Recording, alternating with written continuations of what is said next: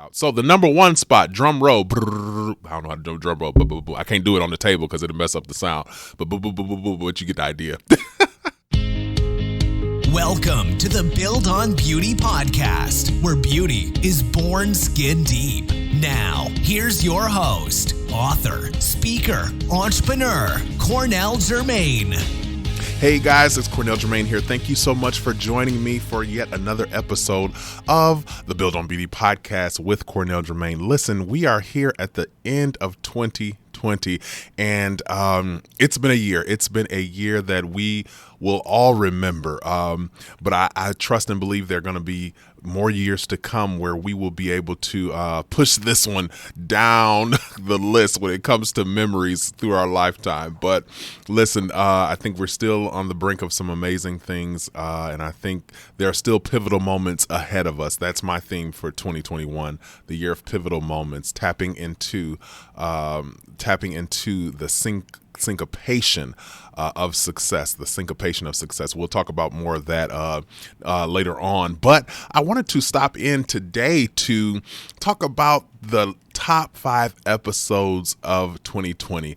Listen, every year at the end of the year, we like to recap on the episodes and bring to you the top 5 for the year. So in my assessment of the episodes this year, there were 5 that were amazing, and I love all of my episodes, but some of them surprised me to be at the top. So that means that something was done, said, that really brought listeners to the foreground for those particular episodes. So I want to go through those episodes, talk to you about the episode, about the guest, and what I enjoyed and what I took away, and et cetera, et cetera. So first on the list for our top 5 episodes for 2020, number 5 spot was one of my favorite people, who just so happens to be a spiritual mentor, leader, pastor of mine, a mother in the gospel, one who I have gleaned from so many years. And that is none other than Pastor Valerie Bennett. She is the number 5 episode for the Build on Beauty podcast, and her episode was Joy for the Journey. She's been on the episode on the show before. She was with us. I believe it was show 10 or 11, which was very, very early in the podcast. And she came and joined. I met her at her office, and we sat and we talked. And she was open, and I mean, it was just a beautiful conversation. That one, I think, is called The Balancing Act of Womanhood, because she's a woman of faith, and being a woman of faith, she's a pastor. She pastored alongside her husband for 20 years, and then pastored without him for 5, so she's been a leader in the faith, a leader in business, a leader in the home, a mother of 6 children, grandmother of many. I won't even try to start counting because I'll forget some of them. And she's just been one great example of a person who has been able to balance all of the many roles that women have to endure in life. She's a mother, leader, still a daughter. She's blessed to have both of her parents, which I think is so amazing. Both of her parents still with her. Not only is she a daughter, mother, grandmother, pastor, leader, but she's a granddaughter. Her grandmother is still living. Such a blessing. So there are 5, 6 generations represented, and maybe 7. Definitely 6 represented in her family. So just a woman that is a woman to definitely be admired. And besides that, she is one of my favorite preachers. And I'm not even going to say, I was going to say female preachers, but I'm going to say preachers, period, out of the male and the female. And I know there are some conversations about women in the pulpit and women preachers. Listen, say what you will, and that's your opinion, and you have a right to it. But when it comes down to some of my favorite preachers, and I mean flat-foot preachers, she is one of them for me. And not just because I'm partial, because she's my former pastor. She's recently retired from pastoring, but she still preaches. But not because she's my former pastor, but because she can just preach flat out. But just a woman of yet grace and elegance and style and significance, And she's one of them. When you sit down to glean wisdom from her, you get wisdom and tools and things, not even knowing. She has a way of giving you the tools and answers you need without even shoving it down your throat. Some people, when you go to them and you have conversations and you talk with them about things, and it's like they're very, the way they deliver is so aggressive and absolute and as a matter of fact. She has this poise and grace about her to where she not only gives you the wisdom you need, but corrects you and you don't even know. But at the same time, she's so warm and inviting and comforting, and just a woman that I love and cherish. One of my favorite women in the faith, and absolutely, as I said, one of my favorite preachers. But her episode was number 5. And for whatever reason, people have gravitated to that episode, and the downloads were tremendous. That was an episode from early on in 2020, who would have thought, before we even broke out with this pandemic. I remember when we recorded that, and I came up with the idea because she had recently released a book called Joy for the Journey, which was released in December of 2019, I believe. So she had recently released the book, and as I am, and the kind of person I am, I said, well, we got to figure out how we can make this happen. I want to bring you back to the show, because she had been here before, but I want to bring you back to the show, talk about the book, talk about your experience. She had just been 5 years in pastoring, and had just been released from her position as pastor after having pastored 5 years without her husband, who she birthed the ministry with and served alongside him for as a wife for 30-something years, almost 40 years, and served with him as a co-pastor for 20-something.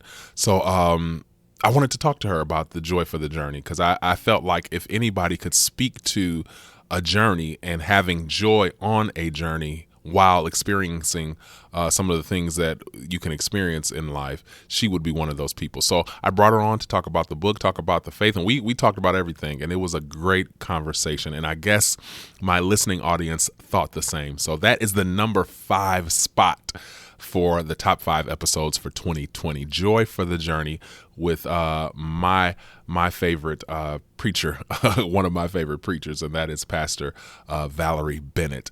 Next on the list is another dynamite speaker, another person who is dynamic and in her own right, and that is Cora Jakes Coleman. She was number 4 on the list. Out of all of the episodes of the year, hers fell into the number 4 spot, and that is Ferocious Faith. Her episode was Ferocious Faith. Now, Cora is one of those people. She's a young woman, and for those that don't know, she is I believe, the eldest daughter. I don't know if she's the eldest child, but definitely I know she's the eldest daughter, if I'm not mistaken, of Bishop T.D. and Lady Sarita Jakes. Those of you who follow Christendom, you know Bishop Jakes.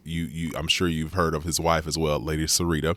They pastor out of Texas, I believe, Houston, the Potter's House. They have satellite campuses all around, definitely the nation, but probably the world. But he is one who is definitely respected in the faith and beyond, and his daughter is one who has her own lane, and she's doing her own thing. And that's one of the things I love about Cora is she's a great example, and we talked about it on the show.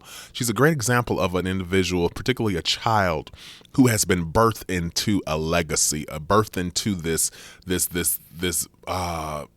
beautiful legacy that is bigger than you. You know what I mean?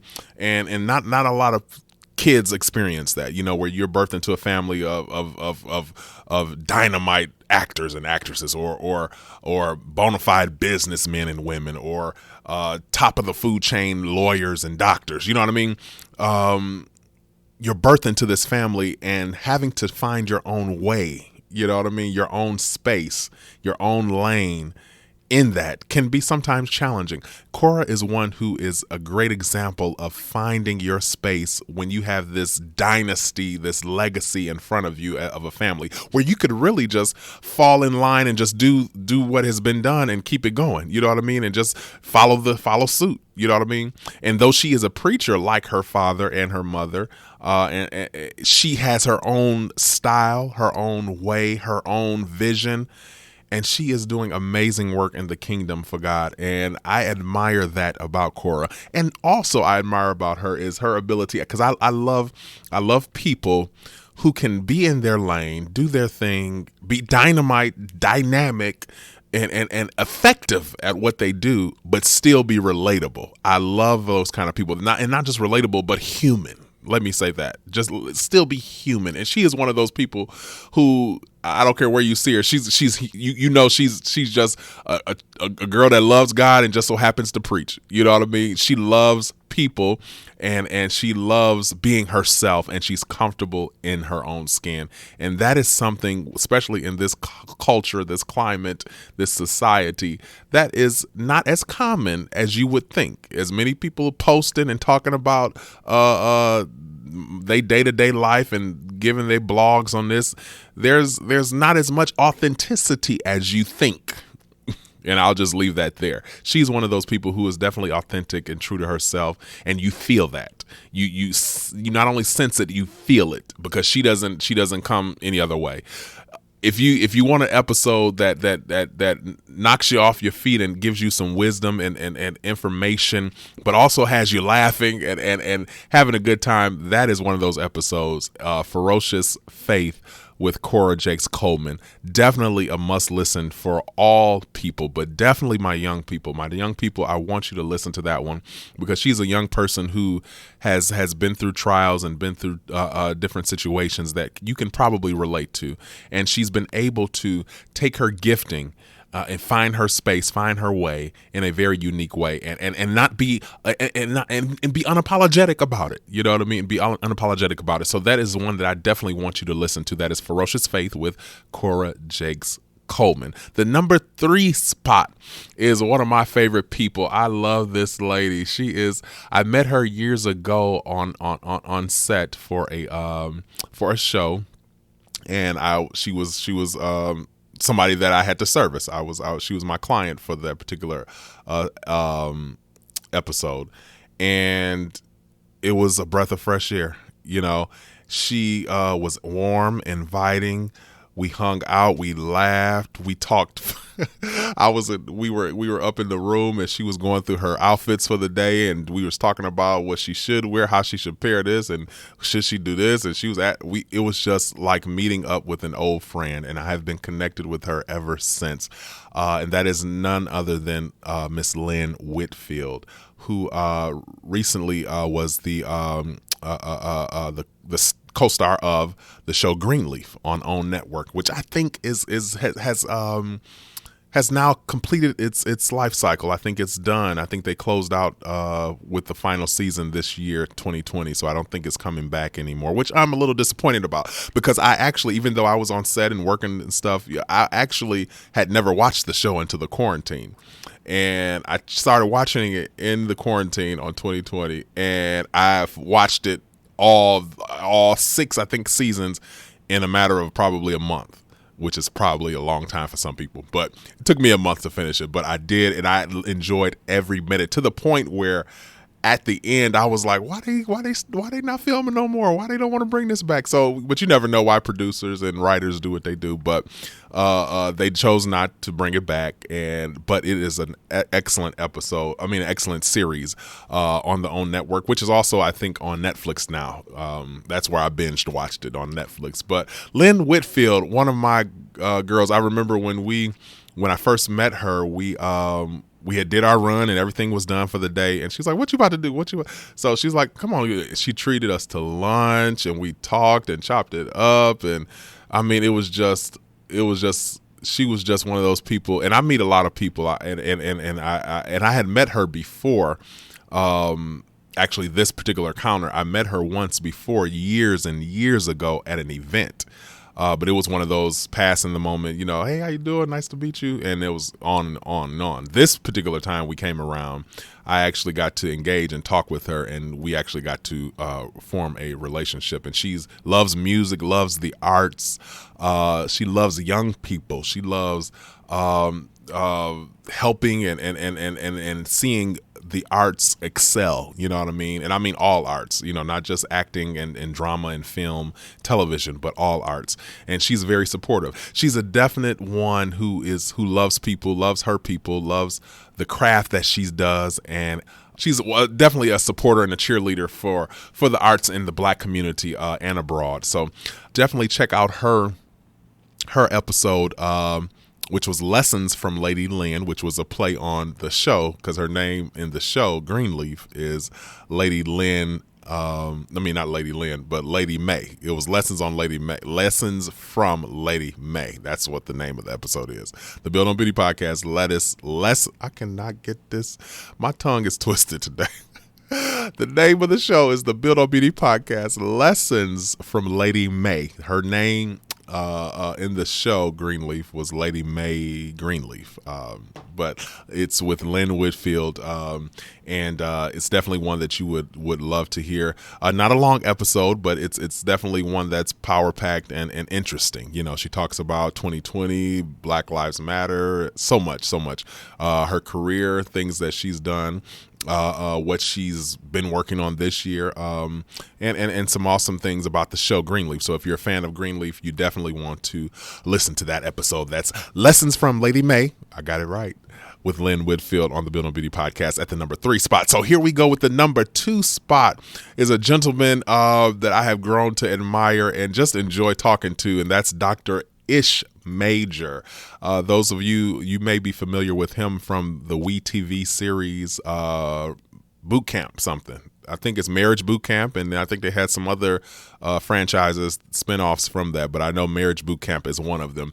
Definitely an awesome dude, and he's in a relationship coach expert, and he got us together as it pertains to relationships.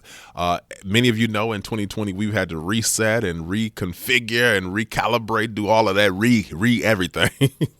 As it pertains to our relationships, many of us have been around our family more this year than we've been in all of our lives. You know what I mean? Because when you think about it, I know for me, I realized that, when you're in your work and doing your thing, you're moving, you're going, you're here, you're there, and you don't realize you spend less time with your family or more time with your coworkers and colleagues than you do with your own family. So I think 2020 has taught us that, like, to put some special emphasis and cherish these moments, because they're a little far few in between, because many of us, especially those who travel and for work and have to go here and there for what we do for our livelihood, sometimes are more in airports, airplanes, and hotels than we are at home with our family and friends. So this gave us an opportunity to assess our relationships. You know what I mean? So that's what he talked about: relationship reset, how to relate in today's society, because not only was it different from the pandemic, but some of us were around people that we didn't realize that we had to rebond with. You know what I mean? Some of us had relationships that we had become accustomed to, like maybe parents, you're accustomed to taking the kids and having them in school for 8 hours, and you can do this, do that, or do this and do that. But now they're at home in school. So how do you readjust? How do you make that happen? Some of you who've been out in the dating scene and trying to find your Boaz and your Ruth or whoever you're looking for, you know what I mean, now have had to be in the house and having to only be able to connect via social media or via phone or text or however you connect. How do you reassess? How do you still build a relationship and find love in that kind of environment? Well, he talks about all of that. And I mean, this is his second time being on the show. He's a repeat guest as well. He was with us it was about 3 years ago, I believe, but he was with us, and the episode was called, drum roll please. Like, I'm trying to remember all this stuff off the top of my head. I should have took notes, but anyway, let me see. Hold on, I got it. This is so terrible that I'm doing this. Dating, mating, and everything in between. That was the episode that he was with us on years ago. I think it was about 2.5 years ago, but it's called Dating, Mating, and Everything in Between. And that's with Dr. Ish Major. But the episode that was number 2 for this year 2020 was Relationship Reset, how to relate to today's reality. And that was episode 118 with Dr. Ish Major. Definitely check that out. So the number one spot, drum roll. Brrr, I don't know how to do drum roll. I can't do it on the table because it'll mess up the sound. But you get the idea. The number one spot for episodes, all of the episodes that I've done, I think we've recorded more than 20. I think it's been about 20. We do 2 episodes a month, so there are 12 months in the year. Let me put my calculator out. I should be able to do that math fairly easily in my head, but who wants to? 24 episodes for the year, which is roughly maybe about 1,500 minutes or so, because each episode is at least 30 minutes. Some go over. So roughly, a couple of thousand minutes. But the top episode out of all of those episodes, out of all of that conversation, all of that content, was one that was special to me, because I was apprehensive about going into this conversation, only because I wanted to respect the space, and because it was such a sensitive topic, and I said, well, okay, how can we approach this? Should we do this? Should I? And it happened. It came together, and it was like it was just smooth. It was no hiccups or anything. And I said, okay, well, this is supposed to happen.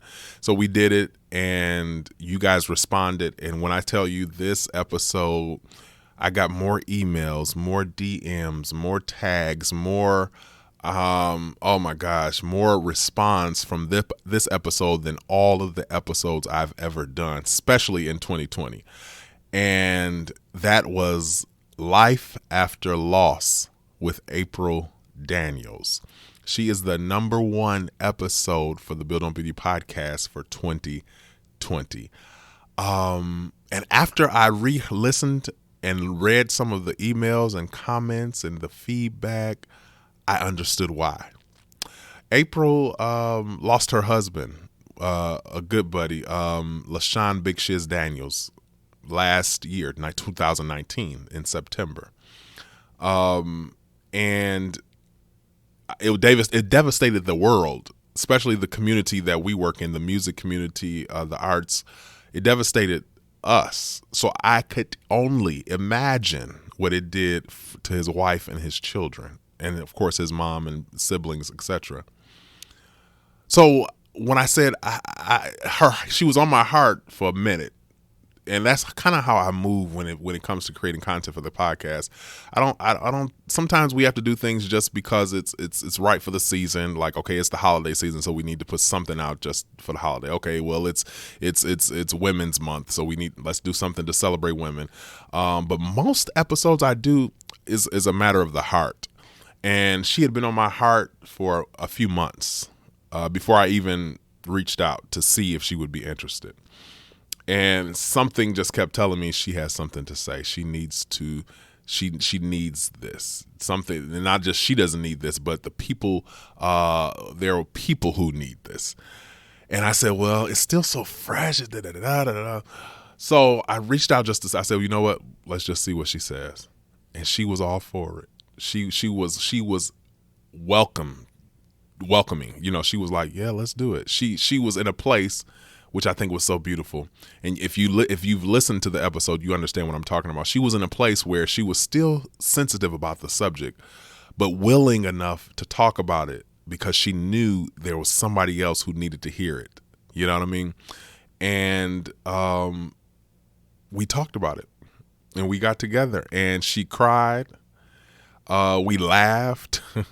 But most of all, she shared her heart, not just about her husband, her late husband, but her heart about how do you take something like this, so devastating, and move on from it? How do you value that time that you had with that person, and not let them become a roadblock or a stumbling block to where else you have to go in your life? You know what I mean?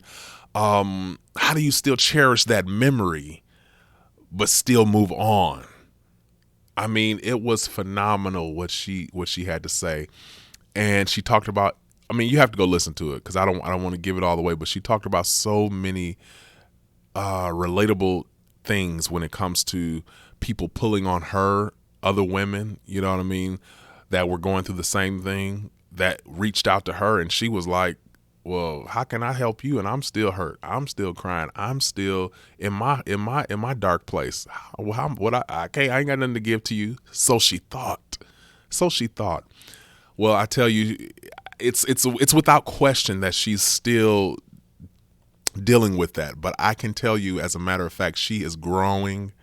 She is continuing to build on the beauty that was the love that she had with LaShawn.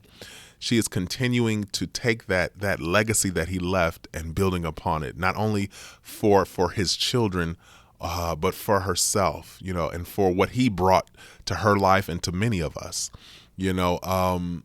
She's I have to confirm, but I know the book she's been working on, I'm not sure if it's finished yet, and I'll confirm that and bring that to you at a later time. But she was working on a book, and I told her myself, I said, this is a ministry for you. I'm not saying this is something that you're gonna make a lot of money at, which I know she ain't even worried about that, you know what I mean, because that's not her concern. But this is something that you, and I was saying that in the episode before we even released it, because I felt it that there was a cry out for the things that she was saying. There was a cry in the society, in the marketplace, of women who needed this conversation, but I still didn't know that it would have the impact that it had.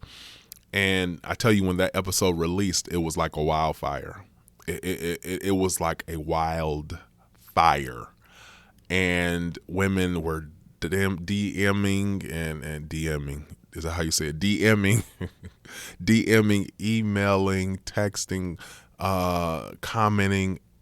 Oh my gosh, she is such an inspiration. She is, I mean, so many beautiful things. And I had to reach some of that stuff. I had to reach back. I told her, I said, hey, you need to see this, you know. And I would tag her in some stuff and send it to her and say, hey, look how you're helping people. And it brought such joy to her heart to see how women embraced her story, and how many women who were suffering like her. There was one woman in particular, I remember reading the email. She sent it to me just to thank me for even having the episode, like many others had did. And she said, my husband's been gone for 4 years now, and I still haven't gotten to this place. Like, this has blessed me. You know, she still hadn't gotten to the place where April is, and April had only been a widow 9 months at the time of at the time of the episode being released. 9 months. This woman had lost her husband for 4 years ago, and she saw it herself, like, oh my God. And it inspired her to step out on faith and continue to live. You know what I mean? And that's such a process. I think that's just unique to each individual, taking the memory of your loved one, and because so many people feel like if they move on or do things or shift in certain ways, that it erases the memory of that person. And that's not true, you know, particularly if you were married, you know what I mean? That's not true. You know what I mean? You have to find a way to build on that, you know what I mean? And I'm not saying anything about April, but I'm just talking about it being able to move on in life, whether that's to remarry, whether that's just to open a new business, whatever that is, you know what I mean? Being able to move on, it is a process. And she said it, and she said something so beautiful, and I think it was so necessary. She said, listen, it's a day by day, it's day by day, step by step. She said, and I just take it as it comes. You know what I mean? She said, some days I get up strong and ready to fight and ready to run on and see what the end's gonna be. And she said, some days I get up and I can barely get out the bed. You know what I mean? She was real with it, and I think that's a great place to be.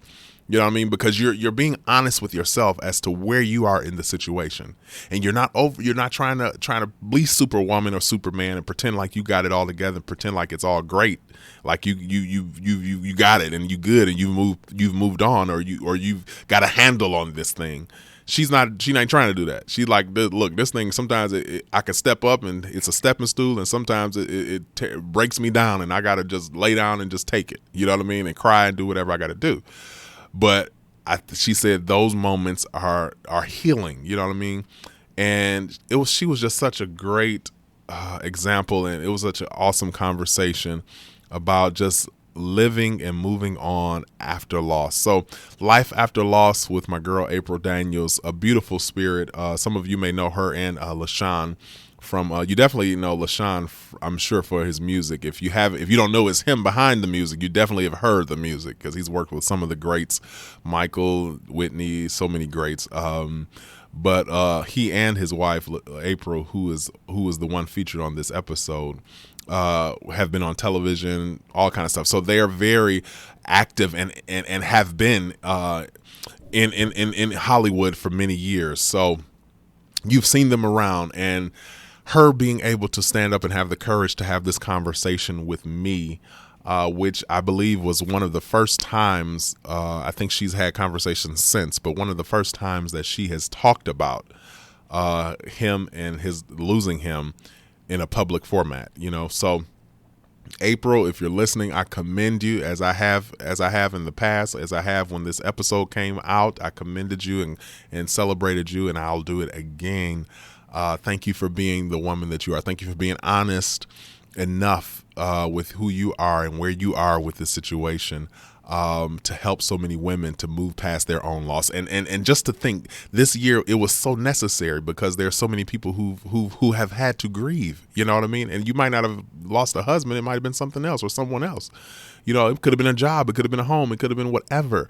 But loss was a common theme this year for many, you know what I mean? So to have this conversation with her on such a relatable topic, I think is what really made it such a hit when it came to the #1 episode for 2020. So Life After Loss with April Daniels, one of my favorite people to talk to. April, you already know I got your back, love and support you, whatever you got going on, But thank you all for listening. Those are the top 5 episodes for 2020. And whether it's this year, last year, or whatever, the year before, I appreciate you for listening, and I appreciate you for taking the time to make us a part of the fabric of your life. You know what I mean? Because that's what we aim to be. We aim to be that place where you can get some inspiration, some good conversation, get a laugh or two, you know what I mean, and just learn more about other people's stories in order to help you and yours. So that is my episode for the remainder of the year. There will be no more episodes for 2020. We are getting ready to close out 2020, and I am expecting amazing, beautiful things in the year to come. As I said, for me and for those who want to join me, 2021, the year of pivotal moments. We coming in to tap into and syncopate ourselves to the divine success of heaven. God has still so much in store for us. I believe there are going to be many moments in this year to help our perspective, help us not only pivot but to set our vision actually in the right course. You know what I mean? I read a quote once that said, "Some things break your heart, but fix your vision." And I think that was 2020 for many of us. 2020 was that thing for many folks, that it broke your heart, but it fixed your vision. So now we have a fixed vision, and we're fixating on the amazing thing that God has in store for us, the amazing things that he has in store for our families and our businesses, our communities. God is still on the throne, and he's still able, willing to supply all of your needs, as the word says, according to his riches and glory. I thank you so much for listening. This has been the Build on Beauty podcast, where beauty is born skin deep. I'm your host, Cornell Jermaine. Until next time, let your soul be made whole. Take care. Thank you for listening to the Build on Beauty podcast. For more information about our host, please visit cornelljermaine.com.